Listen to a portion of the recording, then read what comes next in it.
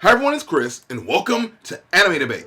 This week we're going to discuss whether or not Ajin is a good anime. And if you want to know my answer really quickly, I'll tell you, I don't know. It's kind of hard to explain. But immediately when you see this show and you figure out the premise, you are going to compare it to Tokyo Ghoul. You absolutely cannot help it.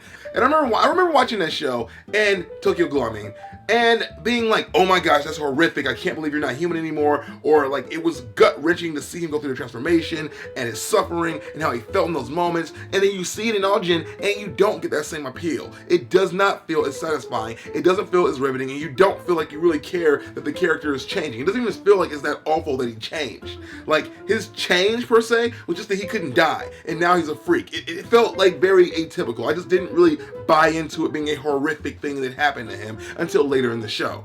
And that is where the problem starts. It starts with you not really caring about your protagonist because he's really stiff and makes you really anxious, and he doesn't really connect with the viewer. I'm sorry. Like, that guy, whoever he is, I don't even know his name. I didn't care to remember it because he literally just kind of, oh my god, no, and then ran away and like, okay, dude, chill out. Okay, you just got hit by a car, and you made it, and everyone freaks out, oh my god, he must not be human. Or maybe he just didn't die from the car hitting him. Like, nobody went there. Everybody went immediately to the fact that he must be an Ajin. And I just don't understand that. And again, in Ajin, if you guys don't know, when the opening of the anime starts, it kind of lets you know that it is a human / creature that cannot die. That is kind of the brief synopsis of it. It's more than that, but immediately when the show starts, it's kind of what they give you.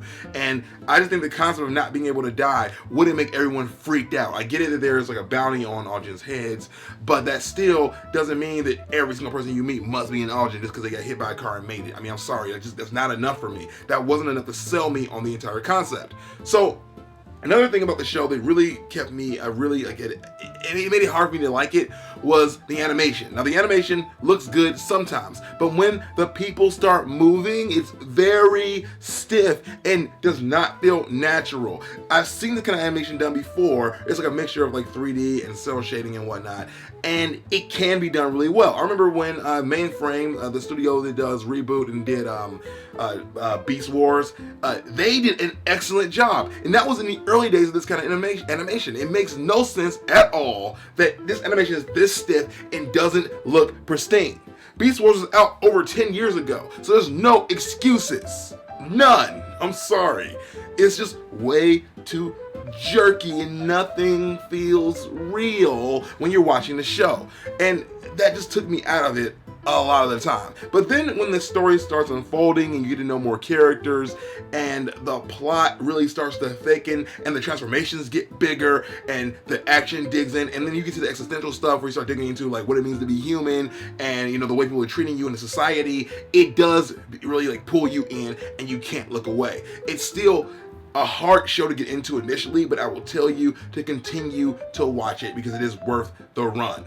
It is currently on Netflix, the recording of this video, so go check it out. But let me know down below if you guys think that Ajin is a good anime, and let me know why. And if you haven't seen it yet, go check it out on Netflix, come back, and let's have a discussion. Because personally, I am on like both sides of it. Like, I can see where it can be good to some people, but I can also see where it can really push you away because it's not an anime that just grabs your attention and it needs you to be there. It just kind of goes, you can show up. It is what it is, my friend. It is what it is. Thank you guys for watching. I do videos about 5 times a week, but every single Wednesday, come here for Anime Debate, and then on Friday for a top 10 list that you might love or hate. Thanks a lot, guys, and now Breeze Teleport.